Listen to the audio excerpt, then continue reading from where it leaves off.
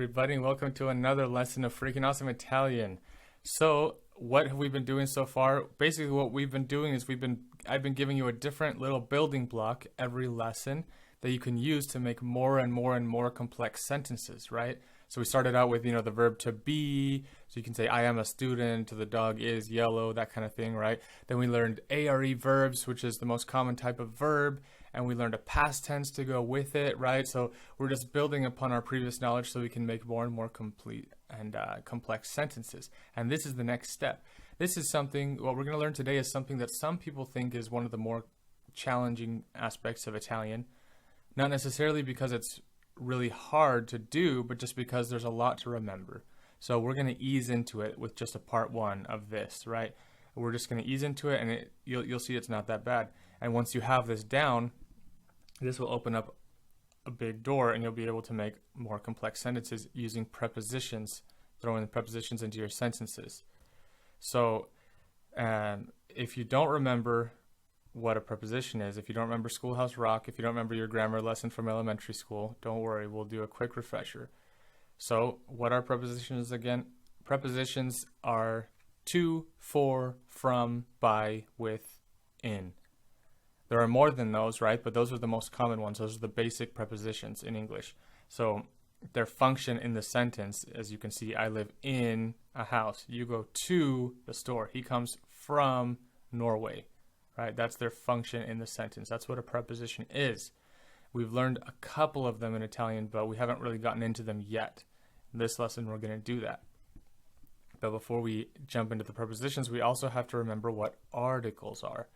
Now, I think you remember this. There's definite articles, which is the in English, right? And indefinite articles, which is a or an, right? And in Italian so far, we've learned 4 definite articles. Right, we've learned il, which is the masculine singular, I, the masculine plural, la, the feminine singular, and le, the feminine plural. Remember that? So why are we, so we have prepositions, we have articles. Let's learn a few prepositions in Italian. I'm going to give you the most common 5 or so. So, di, which means of. Di.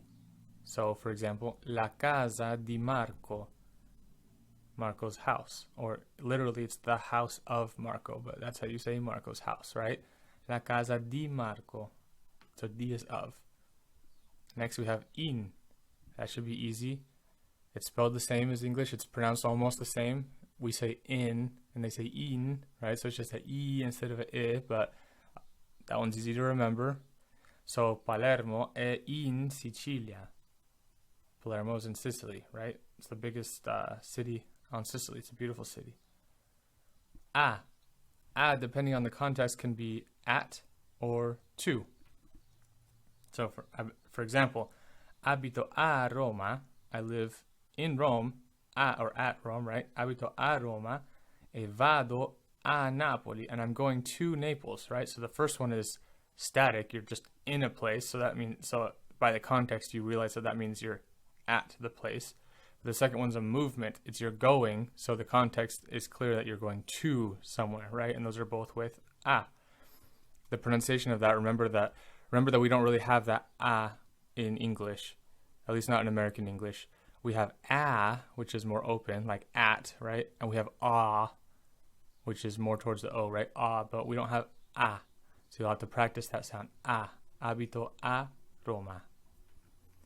And also remember, in English we tend to do what's called a schwa, which means the last syllable of a word we just kind of, right? We say Roma, that sound doesn't exist in Italian. Cut it out. It's always a.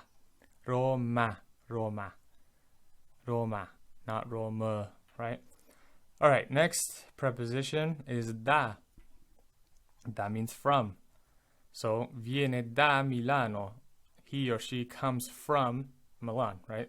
Viene da Milano. So there are, and then we have one more, su. Su means on. There are your 5 most common Italian prepositions. Again, there are more, but don't worry about them. In this part 1, we'll just use the most basic ones. So why did we have to learn these prepositions and review articles at the same time in the same video? Because there's a function in Italian grammar where one is next to the other, they combine. Every time there's a preposition and it's right next to a definite article, the two combine to form one word. And it's not always exactly obvious how they combine. It will be once you get the system down, but the first time you look at it, sometimes it doesn't look really like the preposition or the article. It forms a new word. It's not as scary as it sounds. Let me show you how it works. So di, which means of, right? When it's next to il, the masculine singular definite article, it becomes del. So di next to il becomes del. Del means of the. So, lei ha usato il telefono del cugino. She used the telephone of the cousin. Of the cousin. Del cugino. Of the cousin. Right?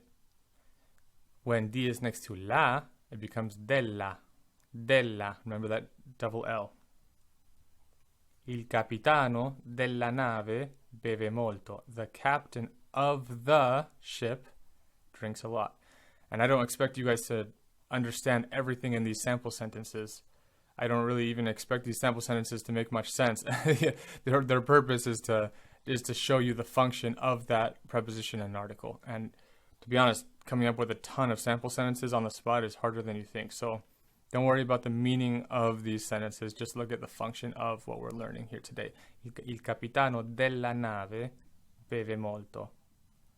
So D plus E. Now looks like my computer automatically capitalized that I because it thinks it's in English, but that is not supposed to be capitalized. So D plus E is dei. Dei. Of the. You remember that E is the masculine plural definite article. So ho mangiato I biscotti dei bambini. I ate the cookies of the children. Of the dei bambini. The children. Because it's plural. D plus le, the feminine plural, is delle. Le finestre delle case sono belle. Right? Because casa is feminine. Plural is case. So delle case. Of the feminine plural. What about a? Remember a? A plus il is al.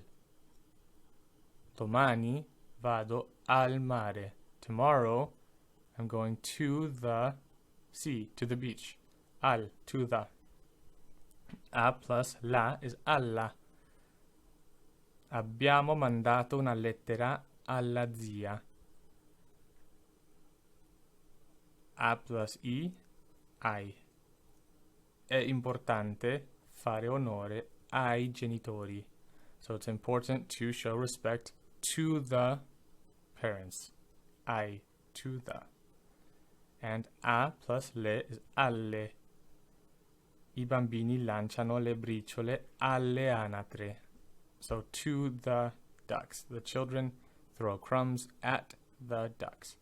Or to the ducks. So as you can see here, just looking at these two, you can see that the pattern is the same, right? So first it's al or del, and then alla or della, ai or dei, alle or delle, right? So you're starting to see the pattern, and once you get that pattern down, it's not going to be that hard to put them together in your mind.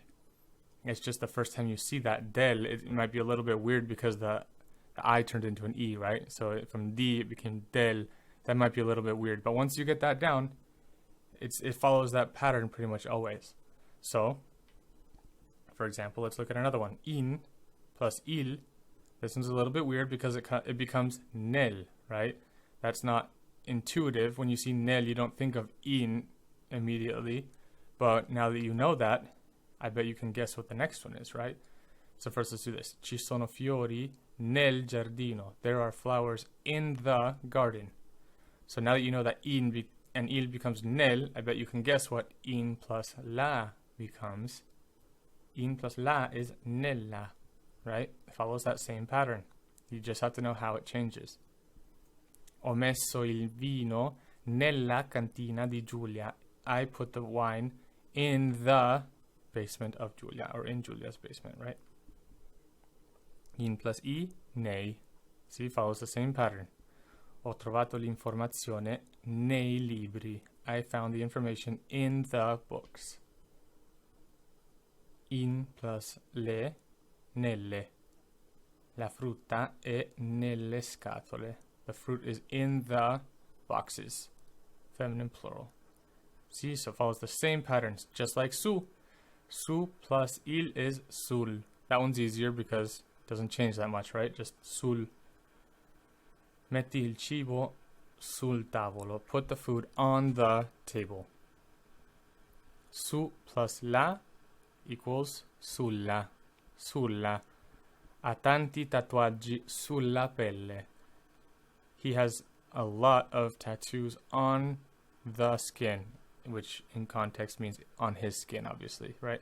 But it's on the skin. Sulla pelle. Su plus I is sui. Babbo Natale atterra sui tetti delle case. Sui tetti, right? On the roofs. So Santa Claus lands on the roofs of the houses. Su and le becomes sulle. Guarda I capelli che hanno sulle teste. Look at those hats that they have on their heads. On the heads. Sulle. See how that follows the same pattern as before? And lastly, let's look at da.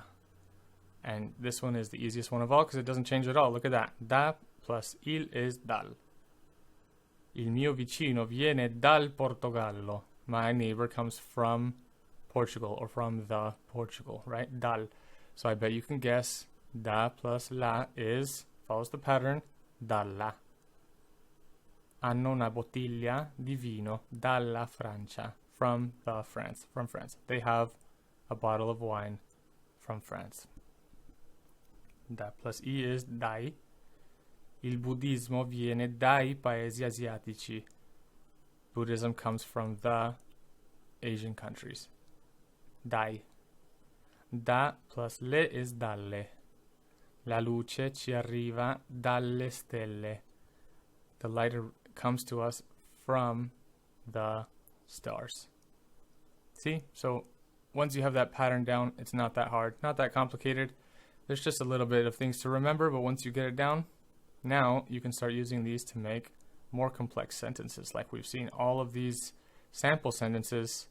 There are a few things in there that we haven't learned yet, but in general, once you learn all these words on your own, then you could start using this grammar to put it all together and make awesome complex sentences. And now you can do it in the present and past tense, assuming it's an ARE verb. All right, that's all I have for you today. Thank you very much for watching. A dopo, arrivederci.